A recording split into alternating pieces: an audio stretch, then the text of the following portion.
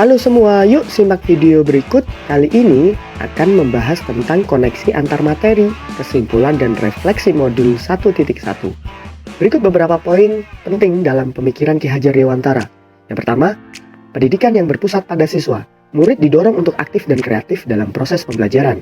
Pendidikan harus berpusat pada murid dengan memperhatikan kebutuhan, bakat, dan minatnya.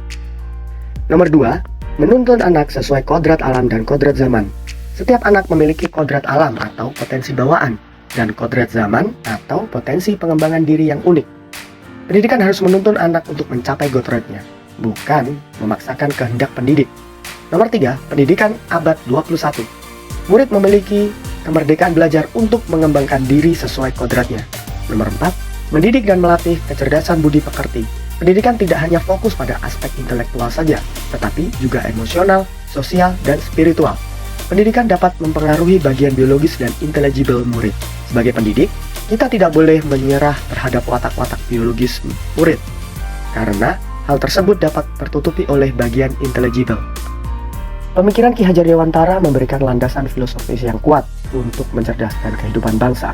Dengan menerapkan pendidikan yang merdeka, menghargai kodrat anak, dan memberikan kemerdekaan belajar, Indonesia dapat menciptakan generasi penerus bangsa yang berkualitas dan berdaya saing global. Refleksi pemikiran Ki Hajar Dewantara dan perubahan diri. Berdasarkan pengetahuan dan pemahaman saya, berikut adalah beberapa refleksi dari pemikiran KHD, yaitu yang pertama, memahami dan mengenali diri sebagai pendidik. Yang kedua, mendidik dan mengajar. Yang ketiga, mendampingi murid dengan utuh dan menyeluruh. Sebagai pendidik yang profesional, seorang guru hendaknya telah mengenali dirinya sendiri sebelum mengenal lebih jauh karakteristik peserta didik, teman sejawat, maupun atasan. Hal ini menjadi bagian yang penting dari pelajaran menjadi manusia yang utuh dan merdeka. Peran guru yang harus terus belajar agar mampu mengiringi tumbuh kembang peserta didik, menjadi manusia yang merdeka dan mencapai potensi tertingginya masing-masing. Mendidik adalah menuntun anak untuk mencapai segala kodrat agar mereka mencapai keselamatan dan kebahagiaan yang setinggi-tingginya. Dari perspektif tersebut, jelas tersirat bahwa pendidik tidak dapat menentukan dan berkehendak terhadap hidup tubuh kembangnya peserta didik, melainkan menuntun mereka dalam menggapai potensi tertinggi dengan mengerahkan segala daya dan upaya untuk memajukan perkembangan pikiran, budi pekerti, dan kesehatan jasmani agar dapat memperbaiki perilaku, bukan dasar hidupnya. Guru harus mampu menjadi penyedia dan sumber belajar yang dapat menghubungkan segala proses pembelajaran, baik melalui lingkungan sekitar seperti rumah, sekolah, atau masyarakat, maupun dari era digitalisasi, sesuai perkembangan zaman sekarang. Seperti yang kita lihat, kodrat keadaan, pendidikan harus bergerak dinamis sesuai dengan keadaan. Begitu juga cara belajar para peserta didik ini.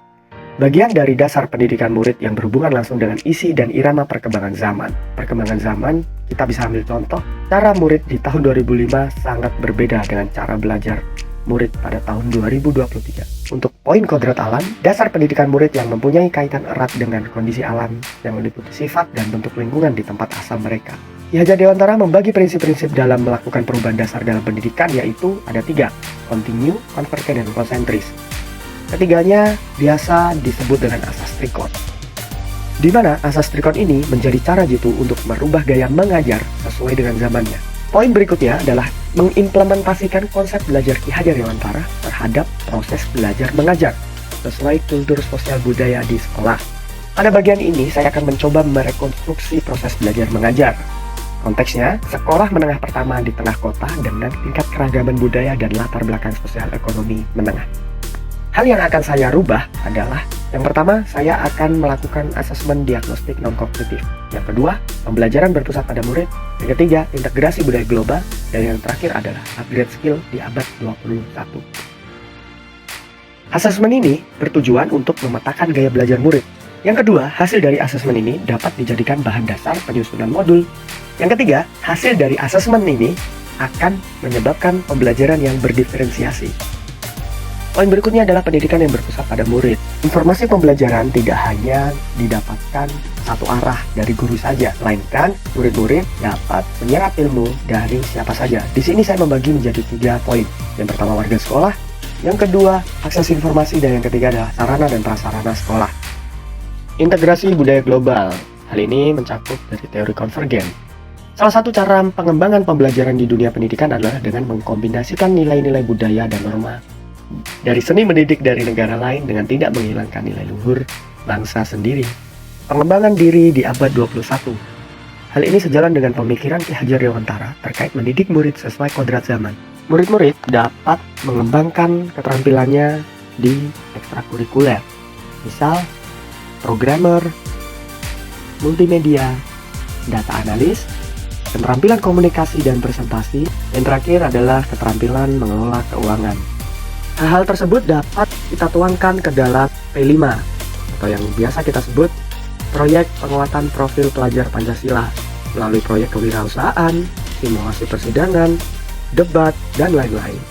Dengan menerapkan proses pembelajaran dan menciptakan suasana kelas yang mencerminkan pemikiran Ki Hajar Dewantara, sekolah menengah pertama di tengah kota dapat mempersiapkan murid untuk menjadi individu yang berpengetahuan luas, berketerampilan, berkarakter, dan mampu beradaptasi dengan perubahan di era global.